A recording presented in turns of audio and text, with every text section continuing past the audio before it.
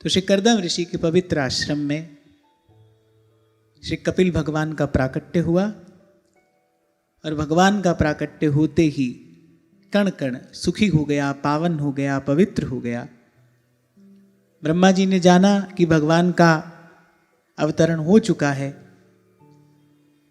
तो ब्रह्मा जी आए कर्दम ऋषि के पास। और ये ब्रह्मा जी और कर्दम ऋषि के मध्य जो थोड़ी सी वार्ता हुई, बहुत ही महत्वपूर्ण और बड़ा गंभीर प्रसंग है, आप इसको बहुत ध्यान से श्रवण करना। ब्रह्मा जी आए कर्दम ऋषि के पास और श्री ब्रह्मा जी ने कहा, त्वया में पचितिस्तात कल्पिता निर्व्यलीकतः यन्मे संजगृहे वाक्यम भवान मानदमानयन्। ब्रह्मा जी बड़े प्रसन्न हैं, भगवान का प्राकट्य हुआ है, ये तो प्रसन्नता का कारण है ही। पर श्री ब्रह्मा जी कर्दम ऋषि पर बड़े प्रसन्न हैं। और क्यों प्रसन्न हैं? ब्रह्मा जी ने कहा कि तुमने मेरा सम्मान करते हुए जो मेरी आज्ञा का पालन किया, बोले इससे तुम्हारे द्वारा मेरी निष्कपट पूजा संपन्न हुई है। अब इस बात को बहुत ध्यान से आप समझिएगा। शायद पूर्व भी कभी किसी चर्चा में मैंने आपसे निवेदन किया था कि धूप दीप नैवेद्य आदि से भी भगवान की पूजा होती है। धूप दीप नैवेद्य आदि से भी भगवान की पूजा होती है, पर धूप दीप नैवेद्य आदि से ही भगवान की पूजा नहीं होती। वो भी भगवान की पूजा की एक सामग्री है, पर जब आपकी चेतना उन्नत होती है, उज्जवल होती है, जब आपको केवल अपने मंदिर में ही भगवान का दर्शन नहीं होता, जब यत्र तत्र भी आप भगवान की सत्ता का अनुभव करने लगते हैं, तब मुझे लगता है कि सत्कर्म भगवान की सबसे सुंदर पूजा सामग्री है। आपके द्वारा जो सुंदर कर्म किया जाता है, आपके द्वारा जो सत्कर्म, शुभ कर्म, पवित्र कर्म किया जा रहा है, वो भगवान की सर्वश्रेष्ठ आराधना सामग्री है। अब यहां ब्रह्मा जी कह रहे हैं कि तुमने जो हमारी आज्ञा का पालन किया, वो जो आज्ञा पालन है, ब्रह्मा जी ने कहा भाई वो हमारी सर्वश्रेष्ठ पूजा है, आज्ञा पालन। गोस्वामी जी मानस में कहते हैं, आज्ञा सम न सुसाहिब सेवा। शायद गत सत्र में ही मैंने आपको कहा था कि भाई मिट्टी भी हो, पानी भी हो, और कुम्हार जिस चाक पर चढ़ाकर बर्तन बनाता है वो चाक भी हो, सब कुछ हो, लेकिन अगर कुम्हार ना हो तो मिट्टी बर्तन नहीं बनती। कुम्हार ही तो मिट्टी को पात्र बनाता है ना। ऐसे ही जीवन में कोई गुरु हो जो आपको साधना के चाक पर चढ़ाकर, गुरु के बिना जीवन मिट्टी है। कबीर कहते हैं ना, भाई आए हैं सो जाएंगे, राजा रंक फकीर, कोई सिंहासन चढ़ चला और कोई बंधा जंजीर। जो आया है भाई उसको जाना ही है, रहना नहीं है, देश बेगाना है, वो जाएगा। कोई कैसे जाएगा, कोई कैसे जाएगा। अच्छा, एक और बड़े आनंद की बात संत देखते हैं इस संसार में कि चले जाने के थोड़े समय के बाद टाइम फेड्स एवरीथिंग। नारायण स्वामी कहते हैं कि सहज ही जिनके पग परत रजसम होत पसान। एक समय कोई ऐसे वीर थे, पांव धरते थे और चट्टान मिट्टी हो जाती थी। अरे कभी थे तो थे, नारायण तिनको कहूं रयो न नाम निशान। आज उनका कोई नाम निशान भी नहीं है। आप कभी जाकर देखिए, बड़े बड़े श्रेष्ठ राजाओं के बड़े बड़े किले, आज देखो, आज वहां भूतवास करते हैं, आज वहां प्रेतवास करते हैं। तो कोई बड़ा था तो था भाई, पर कब तक बड़ा रहेगा। तो कह रहे हैं अगर जीवन में गुरु नहीं है, कहने का तात्पर्य यह है कि अगर जीवन में जीवन साधने की वो जो प्रक्रिया है वो आरंभ नहीं हुई है, फिर तो जीवन मिट्टी है ना भाई, मिट्टी ही है, मिट्टी ही है। हाँ, गुरु मिल जाए और इस मिट्टी को उठाकर कृपा का जल मिलाकर और साधना के चाक पर चढ़ा दे तो इसको पात्र बना देता है। हम कहते हैं कृपा कृपा सब कोई कहे, पर कृपा पात्र नहीं कोई। कृपा पात्र सोई जानिए जो आज्ञावर्ती हुए। अब भाई ये वृंदावन धाम है, ये भगवान का नित्य सिद्ध धाम है। यहां चहूं और हम गाते हैं, प्रेम की नदी बहे चहूर, जय जय जय श्री वृंदावन। अब यहां तो भाई दिन रात श्री जी की कृपा का वर्षण हो ही रहा है। अब कोई पात्र हो, नंददास अपनी पंचाध्यायी में कहते हैं कि बिन अधिकारी भय नहीं वृंदावन सूझे। इन चर्म चक्षुओं से, इन चमड़े की आंख से क्या देखा जाता है, क्या दिखाई पड़ता है? कुछ अधिक नहीं दिखाई पड़ता है इससे। जो वृंदावन धाम का वो जो नित्य सत्य शाश्वत सनातन शुद्ध बुद्ध स्वरूप है, वो तो भाई कोई गुरु का कृपा पात्र ही देखता है ना। उस रस स्वरूप का तो कोई वही अनुभव करता है। और वो पात्रता जीवन में आती कैसे है? कह रहे कृपा पात्र सोई जानिए जो आज्ञावर्ती होए। और वहां गोस्वामी जी मानस में कह रहे हैं आज्ञा समना सुसाहेब सेवा। सबसे बड़ी सेवा क्या है? हमारा तो धर्म ही सेवा है। हम जिस महत आचार्य की चरण शरण में आए हैं, हमारे आचार्य ने तो हमें धर्म ही सेवा का प्रदान किया है। हमारा तो धर्म ही सेवा है। पर सेवा का क्या अर्थ है? सेवा की क्या विधि है? कैसा सेवक होना चाहिए? कैसा सेवक का जीवन होना चाहिए? यहां एक बड़ा सुंदर संकेत आज इस प्रसंग में हमको मिल रहा है। कह रहे आज्ञा समना सुसाहेब सेवा। कह रहे गुरु की आज्ञा में रहने से बड़ी और कोई सेवा नहीं। गुरु ने कहा है पास रहो तो पास रहो, गुरु ने कहा है दूर रहो तो दूर रहो। कह रहे बस गुरु की आज्ञा में रहना, इससे बड़ी कोई सेवा नहीं है। और जो सर्व संशय का परित्याग करके गुरु की आज्ञा में रहेगा, जो अपना जीवन गुरु की आज्ञा को समर्पित करेगा, बोले वो एक दिन भगवत कृपा का पात्र अवश्य बन जाएगा। एक दिन ये जीवन रूपी मिट्टी सुंदर पात्र का रूप अवश्य धारण कर लेगी। सेवा कहना बड़ा सरल है भाई, पर सबते सेवक धर्म कठोरा। लेकिन सबसे कठिन अगर इस संसार में कुछ है तो वो सेवा करना ही तो है। बड़ा सुंदर संकेत गोस्वामी जी मानस में देते हैं। कह रहे कैसा होना चाहिए सेवक? सहज स्नेह। पहली बात, पहला गुण उसका सहज स्नेह स्वामी सेवकाई। कह रहे सबसे पहले तो सेवा में सहज प्रीति होनी चाहिए। सेवा में सहज प्रीति हो, माने सेवा आपको सहज में करना अच्छा लगे, आपको सेवा करना अच्छा लगे। इसीलिए मैं बार बार आपसे कहता हूं भाई, भगवान से प्रार्थना करना कि सदा सेवा करने योग्य बने। हमको कभी सेवा करानी नहीं पड़े किसी से। तन से, मन से, साधन से प्रभु स्वस्थ रखें और हम सेवा करने योग्य बने। हमें सेवा करवानी ना पड़े, सेवा अच्छी लगे, सेवा प्रिय लगे, सेवा में हमारी सहज रुचि हो, सेवा में हमारी सहज प्रीति हो। एक और बात, जैसे ही प्रेम स्पर्श करता है वैसे ही ये घटना घटती है। जैसे ही प्रेम आपकी चेतना का स्पर्श करेगा, ऐसे आपके भीतर ये घटना घटेगी। आपका लेने का मन नहीं होगा, आपका सहज मन होगा भाई किसी को दें, किसी को दें, अपने हिस्से का सुख भी किसी को बांट दें। तो गोस्वामी जी कह रहे हैं कैसा होना चाहिए सेवक? सहज स्नेह स्वामी सेवकाई। सेवा में रुचि हो, सेवा में प्रीति हो। आपको मैंने कभी कहा था कि जिसको सेवा का सुख मिलता है ना, वो तो कहता है भाई भगवान का दर्शन भी हो कि नहीं हो हमें चिंता नहीं है, पर भगवान की सेवा मिलनी चाहिए। एक दिन श्री हनुमान जी को सेवा नहीं मिली। जानकी जी ने कुछ ऐसी व्यवस्था कर दी, बोले ये एक क्षण के लिए भी न्यारे होते ही नहीं है भगवान से। दो बात हमको करनी हो प्रभु से, हनुमान जी हमको अवसर ही नहीं देते। तो एक दिन जानकी जी ने ऐसी व्यवस्था कर दी, एक दिन हनुमान जी को सेवा नहीं मिली। हनुमान जी तो जैसे जल के बिना मछली छटपटाती है ना, ऐसे छटपटाने लगे। भाई सेवा के बिना नहीं रह सकते। ये होता है सेवक का प्रथम और सर्वश्रेष्ठ लक्षण, सहज स्नेह स्वामी सेवकाई। जैसे क्रोधी व्यक्ति को बिना ही बात के क्रोध आ जाता है, बिना ही बात के, क्योंकि स्वभाव है उसका। अब एक लोभी व्यक्ति होगा, वो बिना ही किसी कारण के, बिना ही किसी प्रयास के सहज ही धन के चिंतन में लगा रहता है, कैसे धन बने, कैसे धन बढ़े। ऐसे ही जो सेवक हो वो कैसा हो? ये जिसकी सहज ही सेवा में रुचि हो, माने सेवा के बिना रहा ना जाए। इसको कहते हैं सहज स्नेह, उसके बिना रहा ना जाए।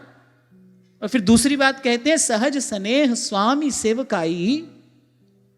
स्वार्थ छल फल चार विहाय। और कैसे सेवा करे? कह रहे सबसे पहले तो स्वार्थ छोड़कर, स्वार्थ छोड़कर, माने मुझे कुछ मिले, इसके बदले में मुझे कुछ मिले। सेवा को साधन ना समझे, सेवा साध्य है। मुक्त भुगत जुगत तेरी सेवा, जित तू आप करावे। जिन्होंने इस संसार की सबसे सुंदर सेवा की, सबसे सुंदर सेवा करने वाले कौन है संसार की? संत संसार की सबसे सुंदर सेवा करते हैं। वो ऐसा सुंदर विचार देते हैं, वो ऐसा सुंदर विचार देते हैं कि जड़ चेतन की ग्रंथि खुल जाती है। हरि का नाम, हरि की कथा, हरि का कीर्तन। देखो भाई, 3 ताप से तपते हुए जीव को आज आखिर आवश्यकता किसकी है? सद्विचार की आवश्यकता है। पवित्र विचार की आज संसार को सबसे अधिक आवश्यकता है। विचार ही तो मैला हो गया है। कली केवल मलमूल मलीना, पाप पयोनिधि जनमन मीना। मन ही तो मैला हो गया, विचार ही तो अपवित्र हो गए। संसार को आज सबसे अधिक आवश्यकता सुंदर पवित्र विचार की है। संत सुंदर विचार देता है, हरि की कथा, हरि का कीर्तन, वो अमृत घोलता है हमारे विश्व भरे जीवन में आकर। तो सबसे सुंदर सेवा संत करता है। जिसने संसार की सबसे सुंदर सेवा की, वो क्या कहता है? तुद आगे अरदास हमारी, जी जंत सब तेरा,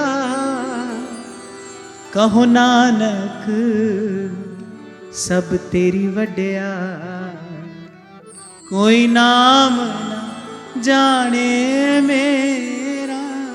एक बात तो गांठ बांध कर रख लो, सेवा कर रहे हो, सेवा कर रहे हो तो प्रभु का धन्यवाद करते रहना, करते रहना, खूब करते रहना। उसने आपको योग्य समर्थ बनाया है तो आप सेवा कर रहे हो, उसने आपको चुना है तो आप सेवा कर रहे हो।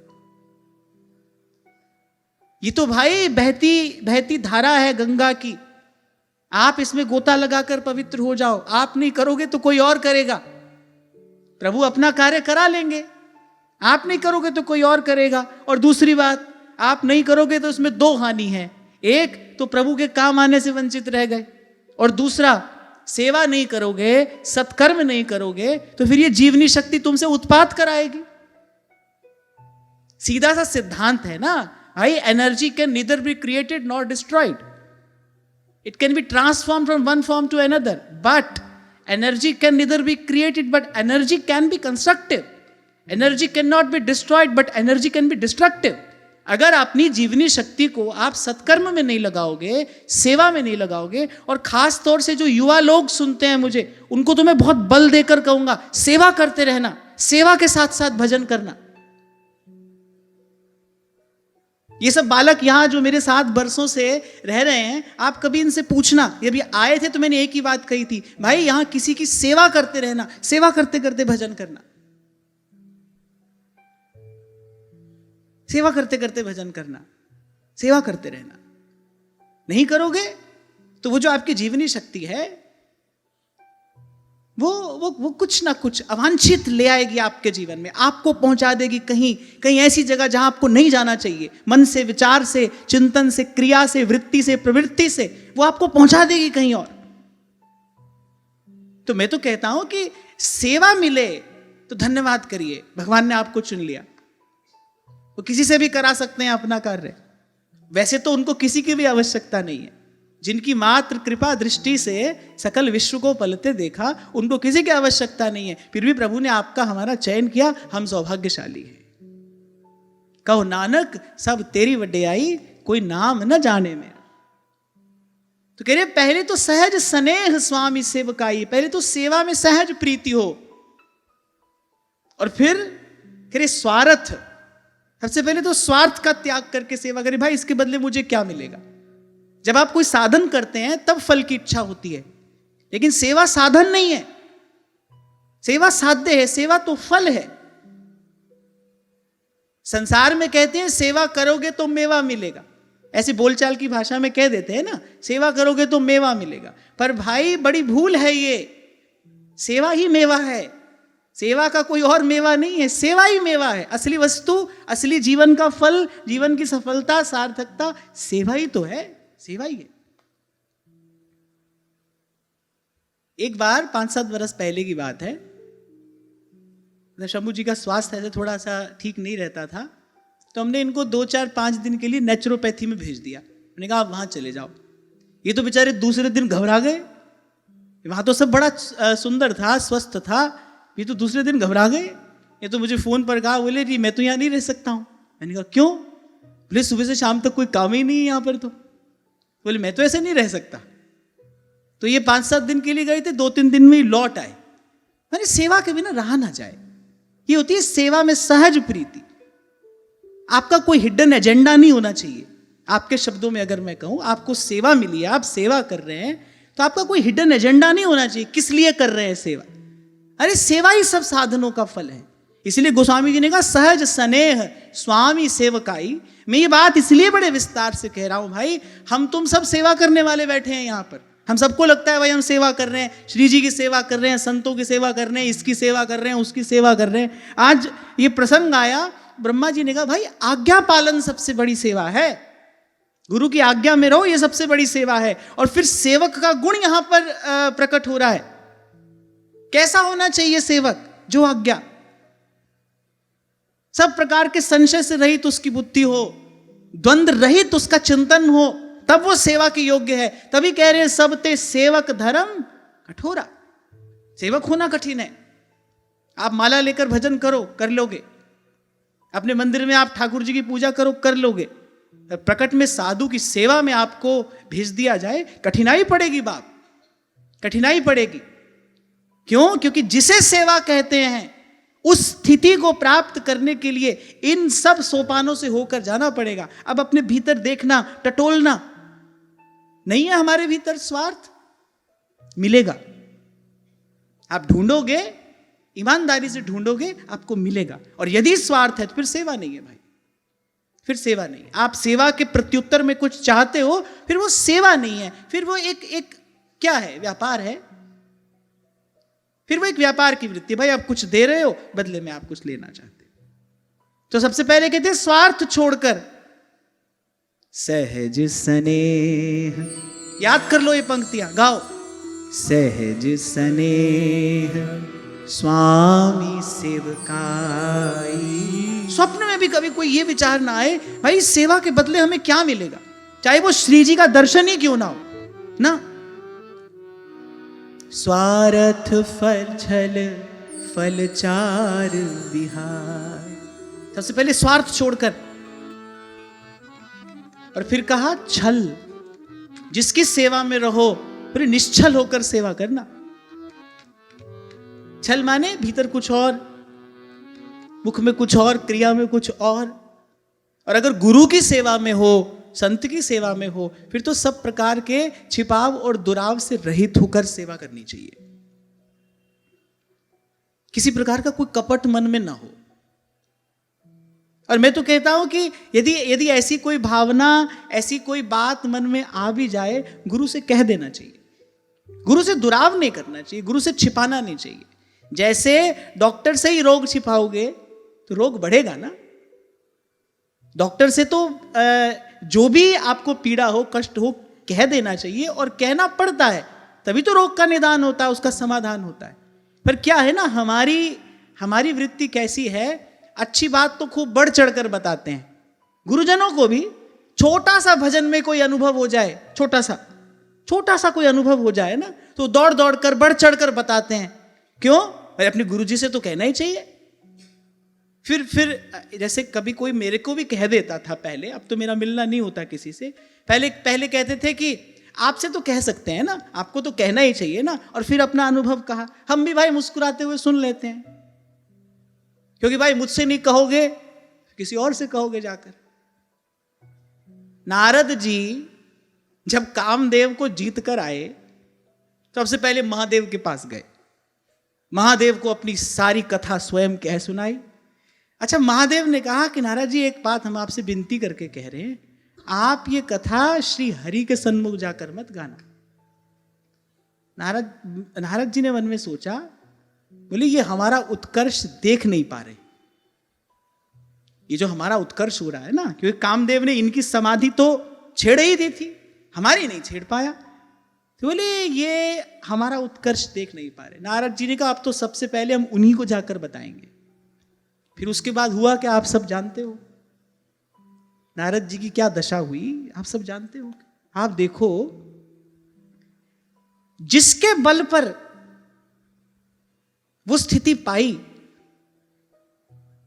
महादेव सबके गुरु हैं, वो त्रिभुवन के गुरु हैं। गुरु कह रहा है भाई ये काम नहीं करना, छोटा सा अनुभव या छोटी सी उपलब्धि, छोटी सी प्राप्ति, नारद जी पचा नहीं पाए, प्रभु को जाकर सब बात कही। तो छोटा सा अनुभव वो तो अपने गुरु को तो बताना ही चाहिए। लिख कर बताओगे, हमसे मौका मिलेगा तो सामने आकर बताओगे। अरे ये सब बताते हो गुरु को, ये बताओ नहीं बताओ, गुरु को अपने मन का कपट बताना चाहिए, गुरु को अपने मन का पाप कहना चाहिए, गुरु को अपने मन की नीचता कहनी चाहिए। पर हमारी सहज वृत्ति यही है, मनुष्य ऐसा ही करता है ना भाई। पुण्य का तो खूब प्रकाश करता है, अखबार में छपाता है, अपने पुण्य का तो वो खूब प्रकाश करता है और चाहता है उसको अखबार में छपाता है। इसीलिए क्या होता है, पुण्य प्रकट होते ही क्षीण हो जाता है। आपने कोई सत्कर्म किया, फिर आपने उसको यहीं पर प्रकट कर दिया, तो माने आपने कमा भी लिया और आपने खर्च भी कर दिया। पुण्य को तो प्रकाशित करता है, पाप को छिपाता है। पाप छिपाता है इसलिए पाप बढ़ता चला जाता है, पुण्य को प्रकट कर देता है, पुण्य घटता चला जाता है। तो गुरुजनों की सेवा में रहो। तो यहां कहा कि अगर सेवा में हो, स्वार्थ छल फल चार बिहार। और फिर केवल इतना ही नहीं, वो कह रहे स्वार्थ और छल की तो छोड़ो, कह रहे फल चार बिहाई। फल चार समझ गए, धर्म अर्थ काम मोक्ष। कह रहे मोक्ष पर्यंत सब इच्छाओं का त्याग करके की जाए तो सेवा है। मोक्ष पर्यंत सब इच्छाओं का त्याग करके की जाए तो सेवा है। इसलिए कहा है संतों ने, सबते सेवक धर्म कठोर। अब कहने को तो भाई हम सब क्या है, सेवा में हैं। क्या कर रहे हैं, श्री जी की सेवा कर रहे हैं। कहां है, सेवा में हैं। पर देखो ऐसी होती है सेवा, ऐसा होता है सेवक, ऐसी होनी चाहिए सेवा, ऐसा होना चाहिए सेवक का जीवन। तो कहा सहज स्नेह स्वामी सेवकाई, स्वार्थ छल फल चार विहाई। आज्ञा सम न सुसाहिब सेवा, सो प्रसाद जनु पावे दे। कह रहे स्वामी की आज्ञा में रहने जैसी कोई और सेवा नहीं है, बस आज्ञा में रहे। जैसे एक बार पता नहीं किसने मुझसे पूछा कि बोले आप तो किसी से मिलते नहीं, तो हम अपने गुरुदेव की सेवा कैसे करें। जहां से आज मैंने चर्चा आरंभ की ना, कि जैसे धूप दीप से ही भगवान की पूजा नहीं होती, भगवान की सबसे सुंदर पूजा सत्कर्म से होती है, शुभ कर्म से होती है, पवित्र कर्म से होती है। ऐसे ही गुरु की सेवा, महाराज ही वाणी में कह रहे हैं, संत की सेवा नाम ते आई है। गुरु ने जो नाम दिया है उसको जपिए, रटिए, ध्याइए, गाइए, अपना जीवन सुंदर बनाइए। गुरु की सबसे बड़ी सेवा है। और जहां तक मेरी बात है, मैं तो पहले दिन से आपसे यही कहता आ रहा हूं और अंत तक आपसे यही कहता रहूंगा, आपका जीवन सुंदर बने, आपका जीवन पवित्र हो, आपका हमारा जीवन श्री जी की सेवा भजन के योग्य बने। यही हमारी सबसे बड़ी सेवा है, यही हमारी सबसे सुंदर सेवा है। आप ये करो। पर यह करना कठिन है। दुनिया भर की भेंट सामग्री मेरे माथे डाल देना आसान है, वो तो आप कर लोगे, मैं जानता हूं। मैं कभी आपसे एक वस्तु कहूंगा तो आप दो ले आओगे, मैं ये भी जानता हूं। पर मैं आपसे ये सेवा नहीं चाहता, मुझे आपसे इस सेवा की अपेक्षा नहीं है। चाहता हूं आपका जीवन सुंदर बने। जिस स्थान में, जिस परिवेश में, जिस वातावरण में आप रहते हो, आप सबके लिए साधक बनो, आप सबके लिए सहयोगी बनो। सरल से शब्दों में मैं कह दूं, आपका जीवन किसी के काम आए। बाबा बुल्ले शाह बड़ी सुंदर बात कहते हैं, कहते बुल्लिया जे तू कदे किसे दा फट नहीं सीता। कोई अभाव में था, आप उसके काम नहीं आए। कह रहे बुल्लिया जे तू कदे किसे दा फट नहीं सीता, कह रहे एवें फेर यही माड़ा तू कख नहीं कीता। इसलिए मैं आपको कह रहा हूं, ये बच्चे जब मेरे पास में आए, फिर सबसे पहली बात यही कही थी, सेवा करते करते भजन करना। आ तो गए, सब छोड़कर आ गए, बोले भजन करेंगे। क्या करोगे यहां, बैठ जाओगे 4 घंटा बैठ जाओगे, 6 घंटा बैठ जाओगे, नहीं बैठ पाओगे।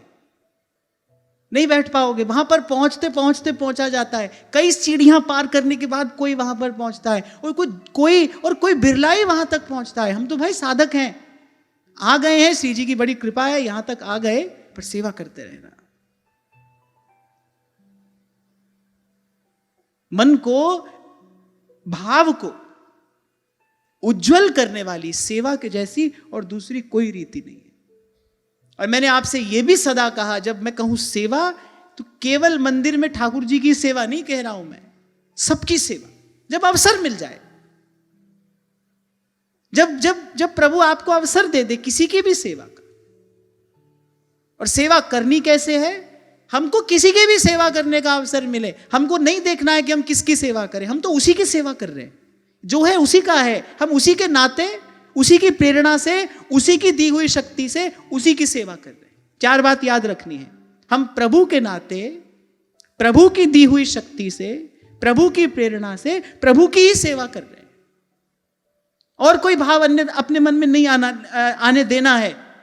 अगर ये सोचकर करोगे भाई इसकी सेवा कर रहे हैं, तो फिर आपको बदले में उत्तर क्या मिलेगा, इस बात की अपेक्षा रहेगी। इसी से तो मुक्त होना है, अपने मन को, भाव को, वृत्ति को उज्जवल करना है, पवित्र करना है, और इसी व्यापार की वृत्ति से ही तो हमको मुक्त होना है। इसी को कहते हैं गति होना, इसी को कहते हैं आगे बढ़ना।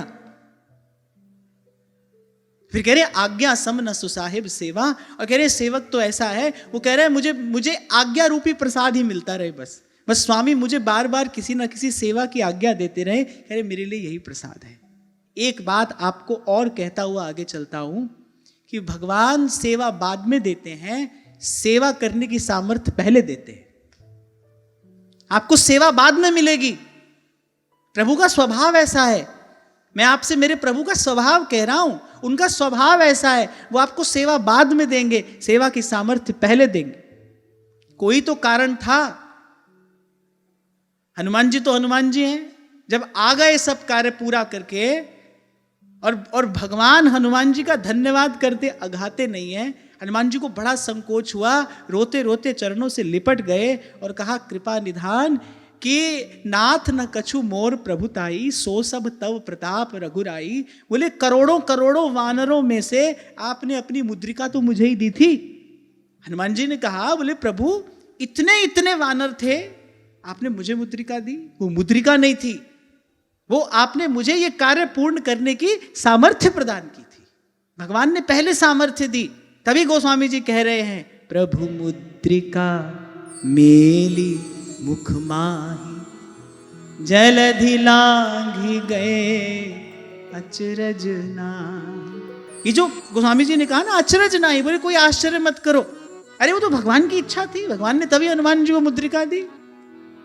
हनुमान जी मुख में रखी, मुद्रिका पर लिखा क्या था? राम। राम नाम से अंकित मुद्रिका थी ना। तो यहां एक और गूढ़ार्थ है। कह रहे जैसे हनुमान जी प्रभु के नाम से अंकित मुद्रिका मुख में रखकर वो 100 योजन का समुद्र लांघ गए, ऐसे ही जो अपनी जिह्वा पर प्रभु का नाम रखेगा वो ऐसे ही हनुमान जी की तरह बिना परिश्रम के भव सिंधु भी लांघ जाएगा। जिस नाम से पत्थर तरे, जिस नाम से पत्थर तरे, उससे तेरा करना आसान है। जरा शरण मेरे राम की, मेरा राम करुणा निधान है। तो हम भाई बड़भागी हैं, हमारे हिस्से ये सेवा रूपी अमृत फल आया है। अब हमको अपने जीवन को सेवा धर्म के अनुरूप बनाना है। प्रसन्न हुए ब्रह्मा जी करदम ऋषि पर, बोले तुमने मेरी बड़ी श्रेष्ठ सेवा की है। कैसी की है? बोले मेरी आज्ञा पालन करके। देखो कई बार हमने चर्चा की कि जीवन जीने के दो ही मार्ग हैं, दो ही तरीके हैं, एक स्वार्थ है, एक परमार्थ है। मोटी बुद्धि से ये बात समझ लेनी चाहिए। एक स्वार्थ का रास्ता है, एक परमार्थ का रास्ता है। एक रास्ता है जिस पर दिन रात आपको व्यापार करना है, भाई ये दिया है, अब इसके बदले में ये मिलेगा। बटोर लो, उस मार्ग पर चलकर बटोर लो, और फिर देखो देखो मन की प्यास बुझी या नहीं बुझी। पर सावधान सावधान, ऐसा करने से पहले सावधान रहना कि ऐसा करते करते ये जीवन रूपी अवसर हाथ से जा रहा है, ये समय हाथ से जा रहा है जो लौट कर आने वाला नहीं है। इसलिए मैं आपको कहता हूं भाई, बुद्धिमानी तो यही है, और शास्त्र की आज्ञा है कि धर्मस्य तत्वम निहितम गुहायाम महाजनो येन गतः स पंथाः। शास्त्र यही आज्ञा देता है, बोले अपनी बुद्धि ना लगाना, जिस रास्ते पर महापुरुष चलकर गए हैं बोले वही रास्ता पकड़ना, वही रास्ता आपको उस परम उज्जवल गंतव्य तक लेकर जाएगा। जी मार्ग सब संत गया छे, भी मार्ग में जा से अपनी बुद्धि न लगाना। कहीं ये सोचो भाई कि महाराज ने कहा है एक स्वार्थ का रास्ता है, एक परमार्थ का, चलो एक बार स्वार्थ वाला ही चल के देख लेते हैं। चल के देख तो लोगे, पर वो जो समय की क्षति होगी उसको कौन पूरा करेगा भाई? कितना क्षणभंगुर जीवन है, पानी केरा बुदबुदा और मानुष की जात, आज है कल नहीं है, आज है कल नहीं है। तो इसलिए बुद्धिमानी तो यही है, विवेक तो इसी को कहते हैं कि महज्जन जिस मार्ग पर चल कर गए भाई हम भी उसी पर चलेंगे। श्री गुरु चरण सरोज रज और निज मन मुकुर सुधार। अरे एक और बात भी मैं आपको कहता हूं कि जब ये जीवन की डोर दे दी जाती है ना प्रभु के प्यारे किसी समर्थ संत के हाथ में, फिर जीवन में निश्चिंतता, निर्भरता, निर्भयता सहज आ जाती। आपने अपने जीवन की डोर सच में दे दी प्रभु के प्यारे किसी संत, किसी भक्त के हाथ में, आपके जीवन में निश्चिंतता, निर्भयता और निर्भरता सहज आ जाएगी। ये पंक्तियां गाने में ही कितना सुख मिलता है। मुझ में तुझ में बस भेद यही, मैं नर हूं तुम नारायण हो, मैं हूं संसार के हाथों में, संसार तुम्हारे हाथों में, अब सौंप दिया इस जीवन का सब भार तुम्हारे हाथों में, अब सौंप दिया इस जीवन का। दृष्टि डालो संसार की ओर। कहने को मनुष्य ने कितनी तथाकथित उन्नति कर ली, प्रगति कर ली, कितना सुख सुविधा का साधन सामान हमने सब जुटा लिया, पर अगर ये उन्नति है, अगर इसी को आप डेवलपमेंट, ग्रोथ या व्हाटएवर यू से, जो भी आप इसको कहते हैं, अगर यही उन्नति है, यही विकास है, फिर आप देखो ये विश्व में फिर ये मानव मन इतना त्रस्त क्यों हो रहा है? चिंता, अवसाद, मानसिक रोग क्यों बढ़ते चले जा रहे हैं?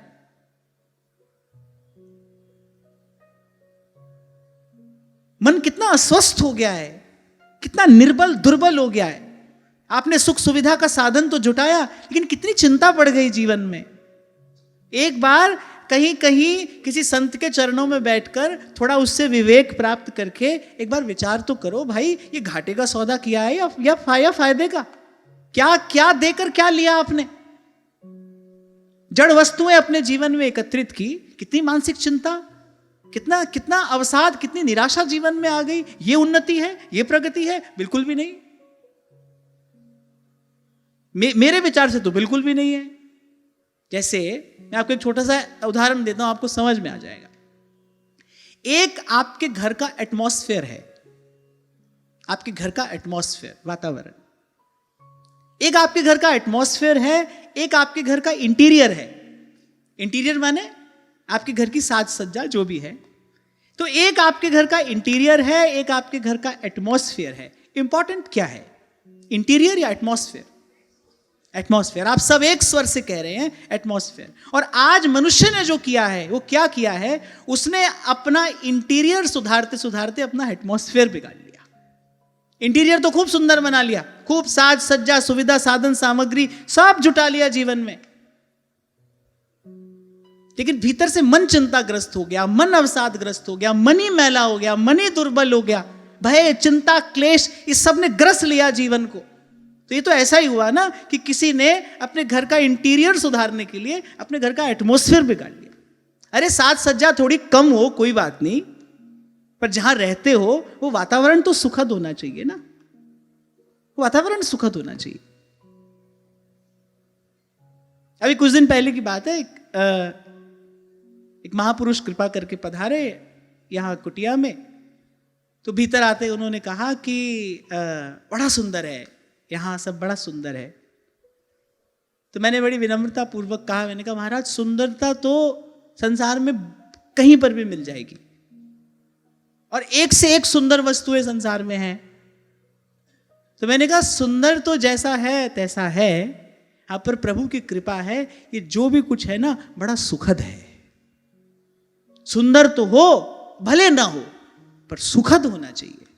ऐसे ही आप जिस वातावरण, जिस परिवेश में आप रहते हैं ना, सुंदर कम हो अधिक हो चलेगा, पर सुखद होना चाहिए। वहां का परमाणु पवित्र होना चाहिए। वहां आप रहें तो आपके भीतर सद्विचार का उदय होना चाहिए। इसीलिए आपको कहता हूं, जिस स्थान पर रहते हो थोड़ी देर भगवान नाम का कीर्तन होना चाहिए। कोई सुनने वाला मिले तो ठीक, नहीं तो अपने मन को ही बैठकर भगवान की कथा सुनाओ। वो जिस स्थान पर आप रह रहे हो उस स्थान का परमाणु पवित्र होना चाहिए। और गृहस्थ व्यक्ति को तो ऐसा अवश्य ही करना चाहिए, बिना प्रमाद के करना चाहिए, क्योंकि गृहस्थ में अनेक अनेक प्रकार की बातें, अनेक अनेक प्रकार की वृत्तियां और उनसे संबंधित तरंगे होती हैं। वहां पर भजन करना कठिन हो सकता है, वहां विक्षेप अधिक हो सकता है। इसीलिए घर गृहस्थ में रहने वाले व्यक्ति को यदि भजन करना है तो उसको तो बड़ी है हरि नाम की ओट, बड़ी है हरि नाम की ओट। तो मैं आपसे ये कह रहा था कि आज ये जो सेवा भाव पर, सेवा धर्म पर जो हमने चर्चा की, जाना बैठकर इसका विचार करना, देखना हमारी सेवा में कहाँ कहाँ कौन कौन सा दोष आ रहा है, और उस दोष को दूर करने का प्रयास करना, इसी का नाम साधना है। और हमारी तो सबसे बड़ी सेवा यही है भाई, आप अपना जीवन सुंदर बनाओ, आपका जीवन पवित्र हो।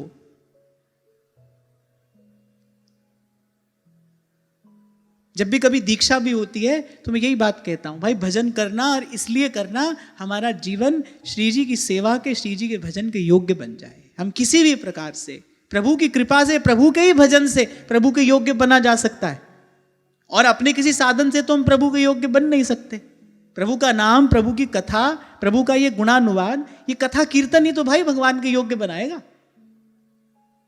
प्रभु के योग्य बनाने की शक्ति प्रभु के नाम में है, प्रभु के रूप में है, प्रभु की लीला में है, प्रभु के धाम में है।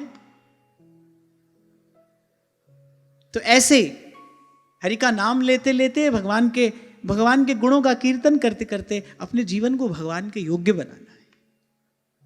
कितनी बार जन्मे भाई, कितनी बार मरे, और अब भी यदि नहीं संभले तो फिर कितनी बार जन्मेंगे, कितनी बार मरेंगे। क्या जीवन की सफलता है? आज जो इंद्र के पद पे बैठा है, आज जो इंद्र के पद पर बैठा है, कल जाने किस गली में कुकर सूकर बना डोलेगा। भगवान की यही भगवान की माया है। ये माया श्री कृष्ण की मोयो सब संसार। इसलिए तो संत सावधान करते हैं, बोले अगर भारतवर्ष की पवित्र भूमि पर तुमको मनुष्य का जन्म मिला है, गोस्वामी जी कह तो रहे हैं, बोले काम से रूप, कामदेव जैसा रूप, और प्रताप दिनेश से, और सूर्य जैसा प्रताप, सोम से सील, चंद्रमा जैसी शीतलता, और गणेश से माने बड़ी मान्यता है आपकी संसार में, बड़ी आपकी जय जयकार होती है, बड़ी ऊंची पद प्रतिष्ठा है आपकी। बोले काम से रूप, प्रताप दिनेश से, सोम से सील, गणेश से माने, शुक से मुनि, सारद से वक्ता, चिरजीवी लोमस से अधिकाने। कह रहे हरिचंद से सांचे, राजा हरिश्चंद्र के जैसे सत्यवादी हो, हरिचंद से सांचे, विधि से बड़े, ब्रह्मा जैसे बड़े हो, और मघवा से महीप विषय सुख साने, और इंद्र जैसा सुख तुम्हारे पास में है। बोले ये सब एक तरफ, और एते भये तो कहा तुलसी, जो पे जान की जीवन राम ना जाने। बोले प्रभु से परिचय हुआ कि नहीं? प्रभु के चरणों से प्रेम की डोर बंधी कि नहीं? जब परीक्षा का परिणाम आता है ना, मोटी बात तो यही होती है, भाई पास हुए कि फेल हुए। संसार की परीक्षा में तो होता होगा ऐसे कितने प्रतिशत, फर्स्ट क्लास, सेकंड क्लास। यहां ऐसा कुछ नहीं है। यहां तो परीक्षा के मोटे मोटे दो ही परिणाम आते हैं, पास हुए कि फेल हुए। कुछ भी पाया, प्रभु से प्रेम नहीं हुआ तो फेल ही फेल है भाई। क्यों? क्योंकि लौट कर यहीं आना पड़ेगा। और मैंने कहा आज जो इंद्र के पद पे बैठा है, कल किसी गली में कुकर सुकर हुआ डोलेगा। ऐसा होता ही आया है और ऐसा होता ही रहेगा। क्षीणे पुण्य मर्त्य लोकम विशंति, भगवान गीता में स्वयं कह रहे हैं। और मिल गया प्रभु का कोई प्यारा संत, कोई ऐसो रे सुखदाई, जिस हरि की कथा सुनाई, तिस भेंटे गति होय हमारी, तिस भेंटे गति होए हमारी। तो बोले फिर बात बन गई। संत मिला, वो सुनाएगा भगवान की कथा। बोले देखना काग जैसा मन उजला हो जाएगा। पहले ये मन काग था, करता जीवन घात, अब तो मन हंसा भया और मोती चुग चुग खात।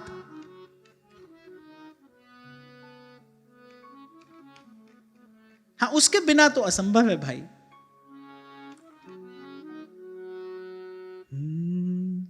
मन मस्त हाथी पे मुनिया बैठी, अंकुश दे दे हारी। मन मस्त हाथी पे मुनिया बैठी, अंकुश दे दे हारी। मस्त हाथी पे मुनिया बैठी, अंकुश दे दे हारी। सब संतन मिल ज्ञान बताया, सब संतन मिल ज्ञान बताया, हो गई मुनिया न्यारी। मुनिया पिंजरे वाली ना, हो मुनिया पिंजरे वाली ना, मुनिया पिंजरे वाली ना, ओ मुनिया पिंजरे वाली ना। जब व्यक्ति थोड़ा संपन्न हो जाता है, समृद्ध हो जाता है, फिर जब वो कोई चीज खरीदने जाता है ना, तो वो कहता है हमको कुछ एक्सक्लूसिव दिखाइए। एक्सक्लूसिव मतलब रेगुलर नहीं चाहिए, नॉर्मल नहीं चाहिए। We want something exclusive, special, rare. ऐसा जब आपके पास धन संपत्ति होती है तो आप कहते नहीं भाई ऐसा चाहिए, कुछ ऐसा जो सबके पास ना हो। तो अगर आप भीतर से सच में समृद्ध हैं, मैं आपकी सांसारिक पद प्रतिष्ठा की बात नहीं कर रहा हूं, आपकी सांसारिक स्थिति की बात नहीं कर रहा। जब आप भीतर से समृद्ध हैं, जब आपकी चेतना समृद्ध है,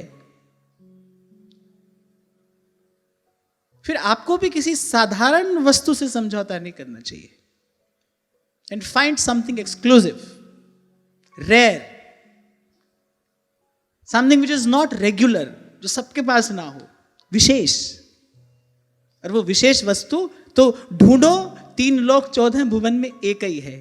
ना उपजे ना बीन से, संतन सुखदाई, कहे मलूका जान के, मैं प्रीत।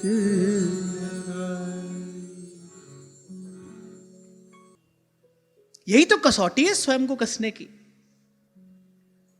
भीतर से कितना समृद्ध हुए आप।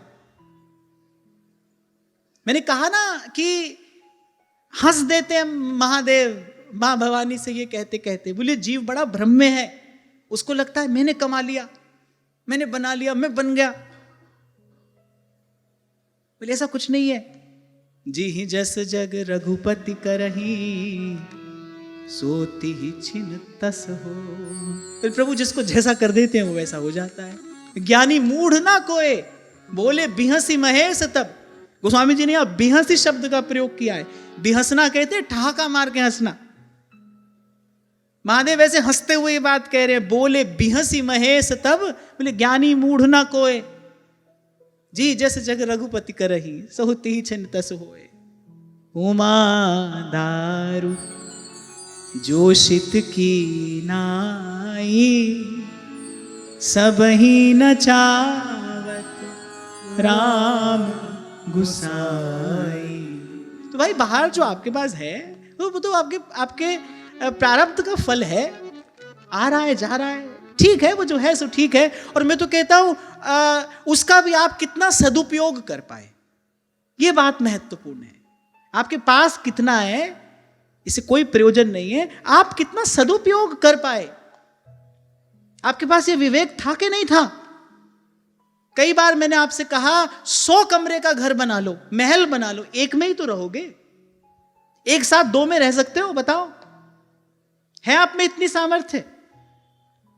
आप अब अपनी इस अल्पता का विचार मनुष्य को करना चाहिए, उसको अपनी अल्पता का विचार करना चाहिए, उसको अपनी इस असमर्थता का विचार करना चाहिए। आप बना लीजिए 1000 कमरों का महल, आप एक से अधिक में एक साथ रह सकते हैं कि नहीं? नहीं। आप सारे संसार का भोजन अपने घर में भर लो, आप अपनी भूख से ज्यादा खा सकते हो कि नहीं? नहीं खा सकते। खाओगे तो रोगी हो जाओगे, आपके पास सामर्थ्य नहीं है। इसलिए पुण्य से, प्रारब्ध से अगर प्रभु ने दिया है, फिर ये देखो कि संपत्ति के साथ साथ सुमति भी दी है भगवान ने, है विवेक उसका सदुपयोग करने का, काम आए किसी के। अरे साधारण भी एक व्यक्ति यहां तक पहुंच गया और कहता है ये जिंदगी उसी की है जो किसी का हो गया, तो ठीक है, मैं तो कहता हूं वो जो है सब प्रभु की कृपा है, अच्छा है। पर वहां पर भी एक प्रश्न ये अवश्य है, आपने सदुपयोग किया कि नहीं किया? और अगर आप भीतर से समृद्ध हुए हैं, फिर तो इस बात का निरंतर विचार होना चाहिए, भाई अब हमको साधारण वस्तु नहीं चाहिए, अब हम भीतर से समृद्ध हैं, अब विशेष वस्तु चाहिए, एक्सक्लूसिव, सुपर एक्सक्लूसिव, दुर्लभ दुर्लभ।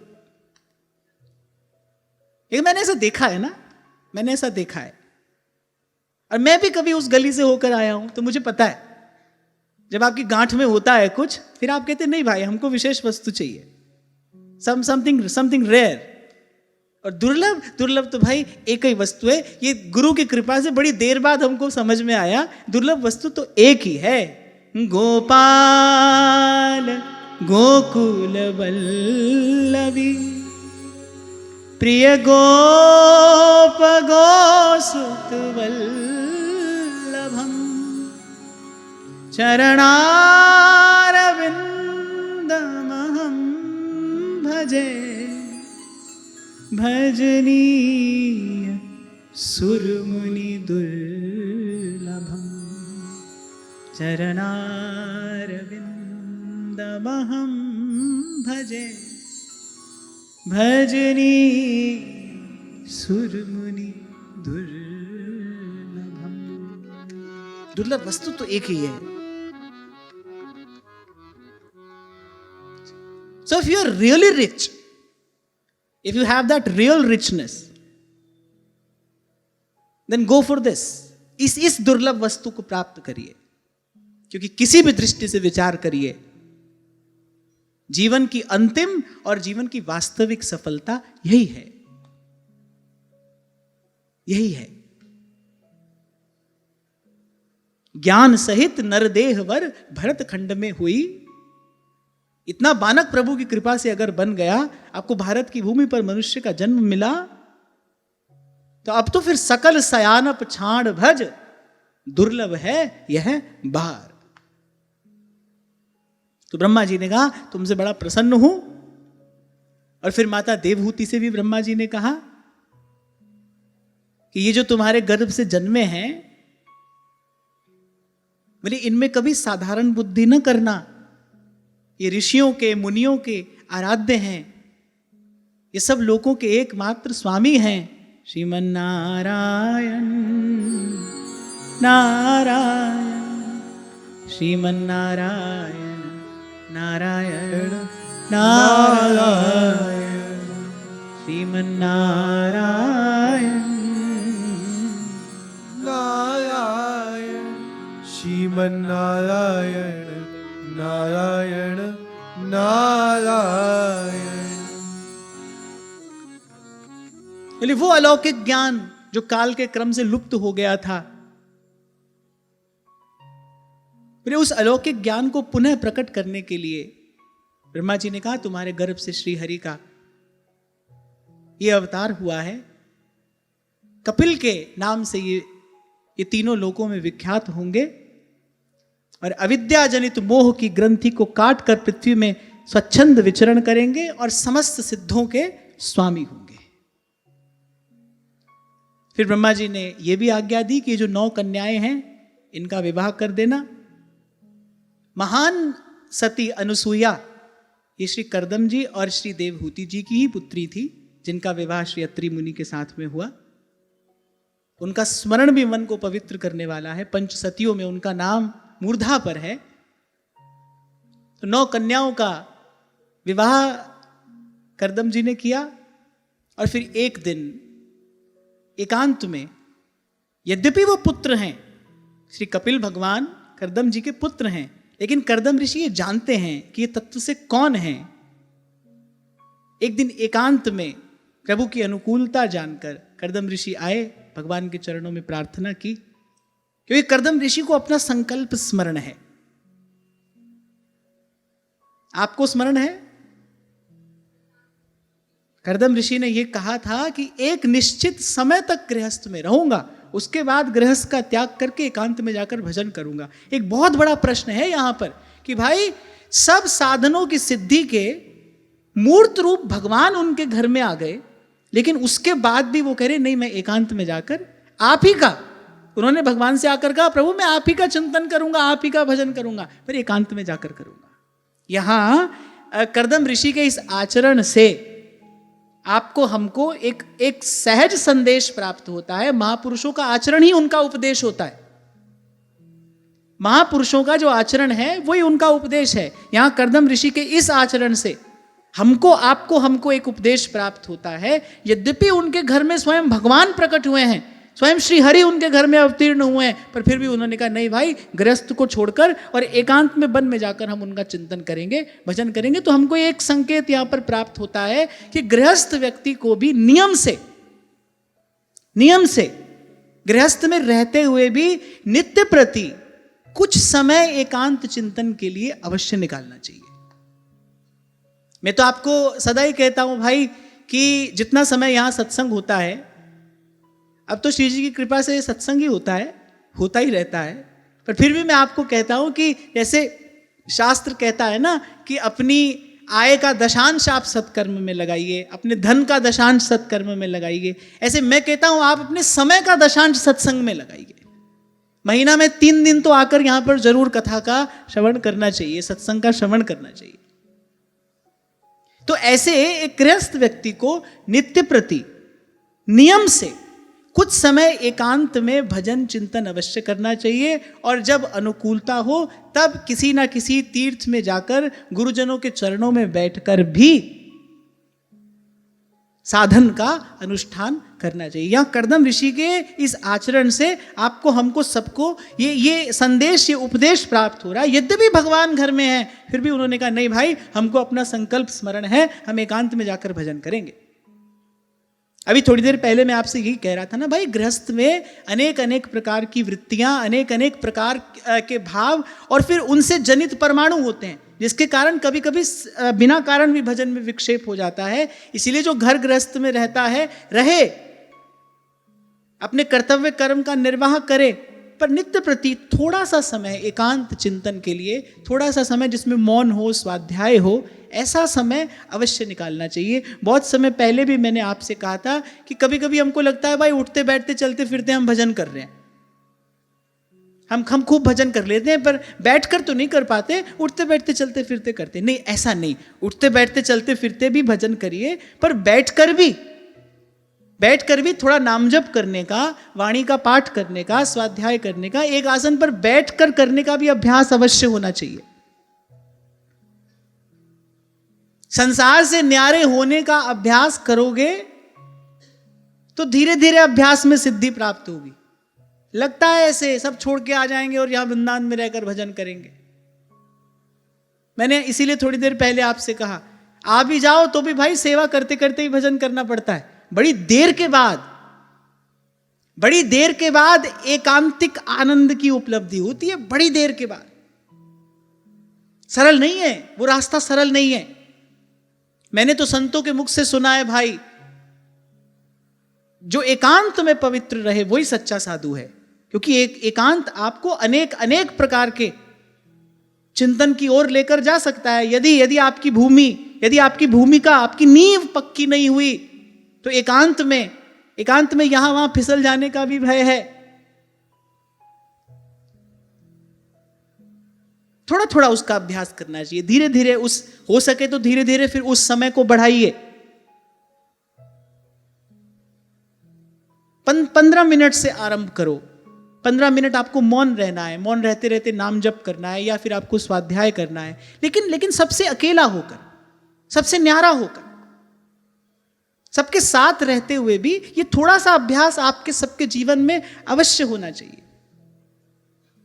परमहंस योगानंद ये बात कहते थे, मुझे बड़ी अच्छी लगती है उनकी ये बात। वो कहते थे कि इस जगत प्रपंच से न्यारा होने का भी तो कुछ अभ्यास होना चाहिए ना आपके जीवन में।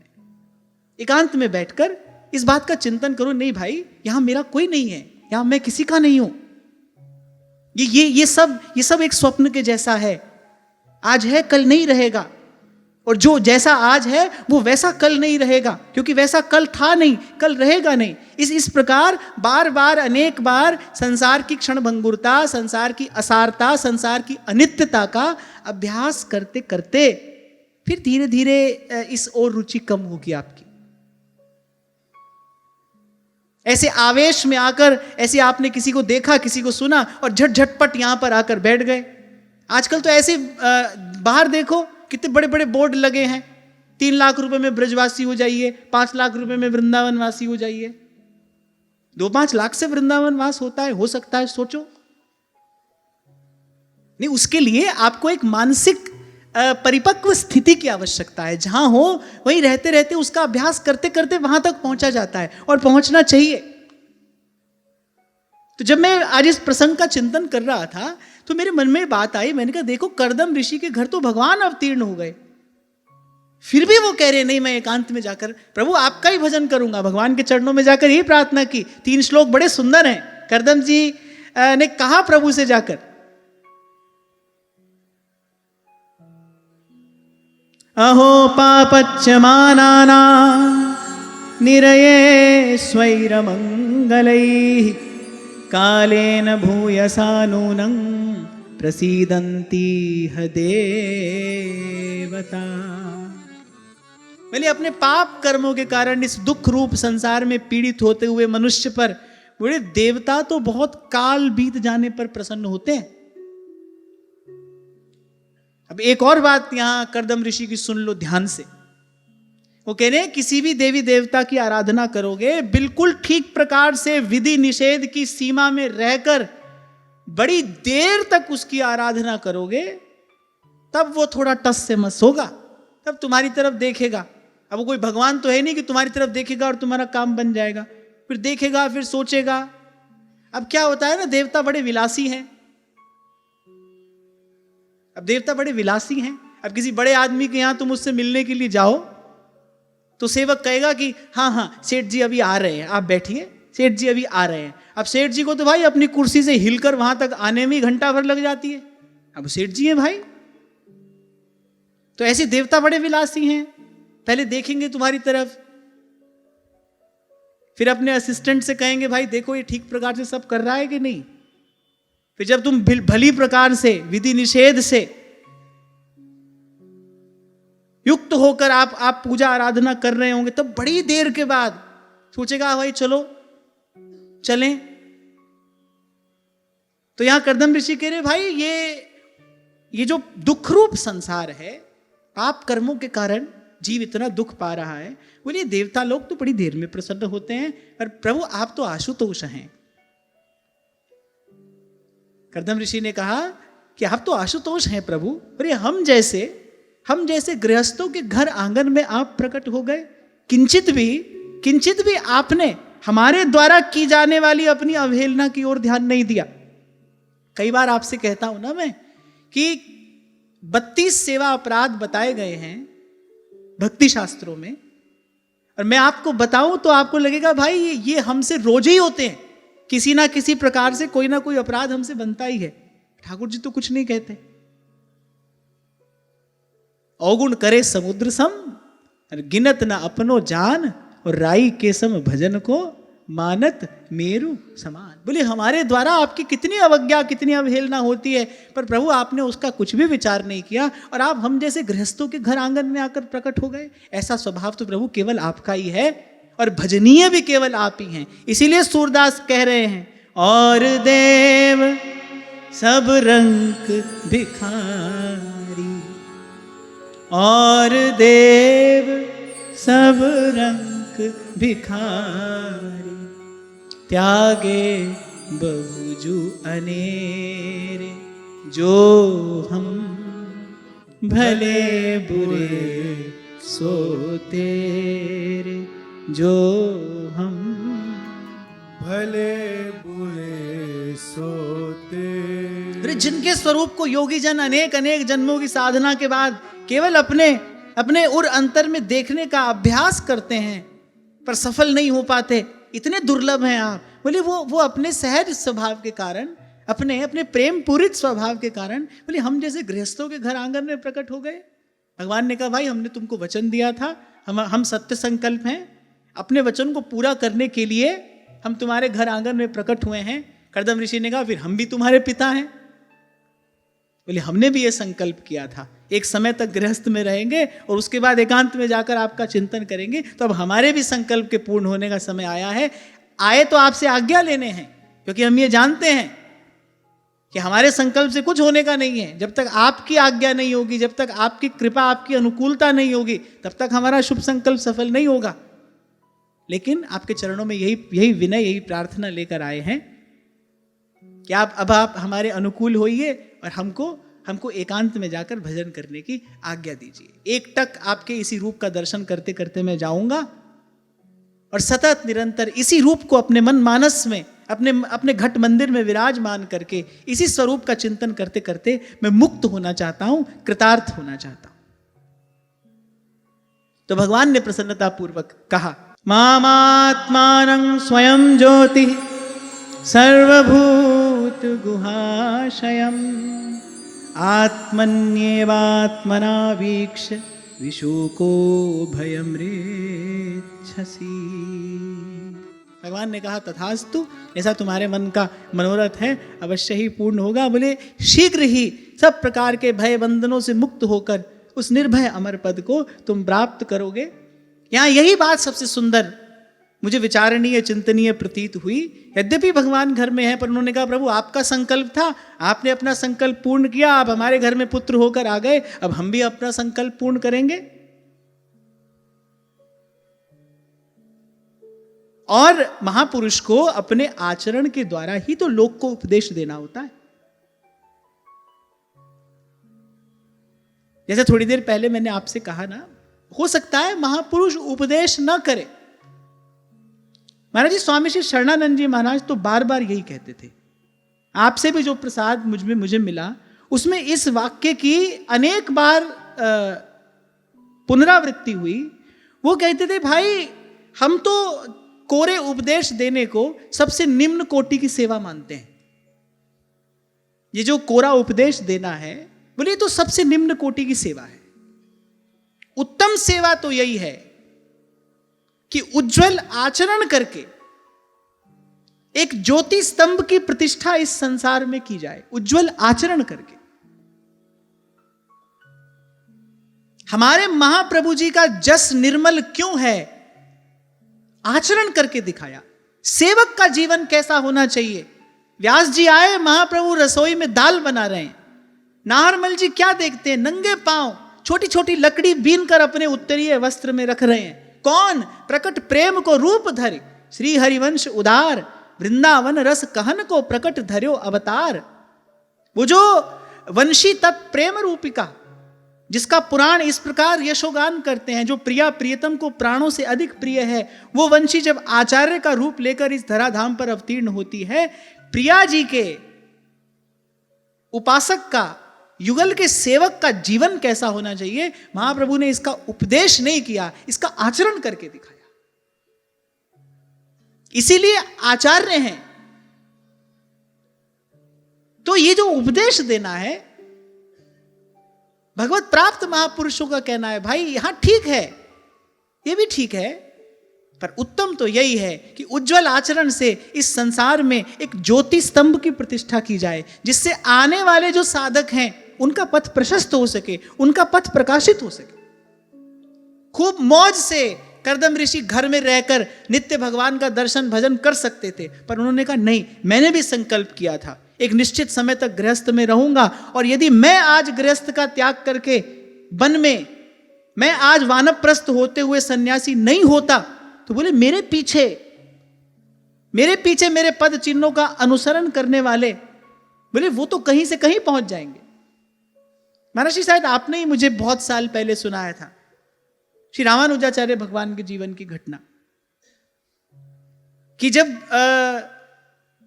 एक दिन कुछ अशक्त होने के कारण जब सूर्य नारायण को अर्घ देने के लिए वो उठ नहीं पा रहे थे, शायद अवस्था बहुत अधिक हो गई थी, तो उनके सेवकों ने कहा कि भगवान आपके लिए हम कुछ ऐसी व्यवस्था कर देते हैं कि आप बैठे बैठे ही सूर्य भगवान को अर्घ दे दिया करिए।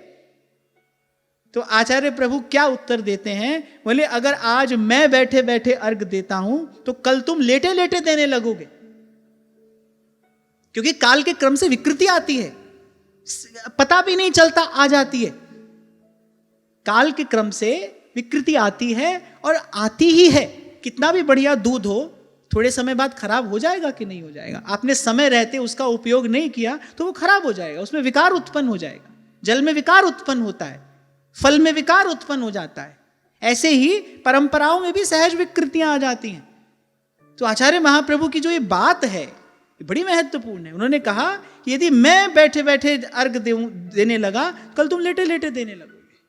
तो कर्दम ऋषि ने कहा कि यदि मैं ऐसा आचरण करता हूं तो मेरे पीछे मेरे पद चिन्हों का अनुसरण करने वाले जो सहस्रों गृहस्थ हैं, बोले वो पथच्युत हो जाएंगे, उनके पथच्युत होने का भय है। और यही महापुरुषों की महानता होती है, उनको आवश्यकता नहीं होती, उनको अपने कल्याण के लिए किसी क्रिया की आवश्यकता नहीं होती, लेकिन जो लोक व्यवहार है उसकी सिद्धि हो, उनके पद चिन्हों का अनुसरण करने वाले पथच्युत ना हो जाएं, उनके जीवन में पथ पतन का अवसर ना आ जाए। इसीलिए अंत समय तक महापुरुष स्वयं साधक जीवन ही स्वीकार किए रहते हैं।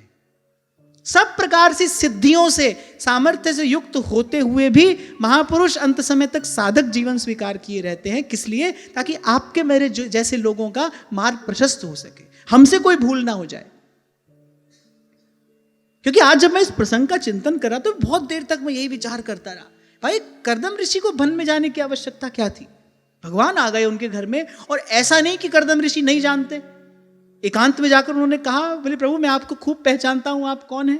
कह अपने पुत्र से रहे हैं, पर कह रहे प्रभु मैं आपको जानता हूं, आप कौन हैं? आप ही योगियों के आराध्य हैं, आप ही हैं शंकर जिनका अपने मन मानस में निरंतर ध्यान करते हैं। और जब कर्दम ऋषि ने यह कहा ना अन्य देव, तो बड़ी देर बाद आराधना करने पर और सही प्रकार से आराधना करने पर प्रसन्न होते हैं। यहां कर्दम ऋषि ने यह भी बता दिया, आपको मैं कोई साधारण देवता भी नहीं समझ रहा हूं, आप वही हैं जिसको योगी अलख निरंजन कहकर गाते हैं, महादेव सतत जय सच्चिदानंद कहकर जिनका भजन करते हैं, मैं जानता हूं आप वही हैं। अब वो जानते हैं कि मेरे घर में भगवान है, फिर भी जा रहे हैं, क्यों? क्योंकि भाई इसी धर्म के पालन के फलस्वरूप तो आज ये मंगलमय दिन आया है कि हमारे घर आंगन में भगवान बैठे हैं। अब प्रभु को पा लेने के बाद उस धर्म को कैसे छोड़ दिया जाए? हमको कभी श्री जी मिले तो भाई ये जो महाप्रभु ने हमको ये जो सुंदर सेवा की रीति दी है, इसी में लगे तो कभी श्री जी का अनुभव होगा। तो श्री जी का अनुभव हो जाने के बाद क्या सेवा छोड़ देंगे? फिर तो और प्रेम और अनुराग से सेवा होनी चाहिए।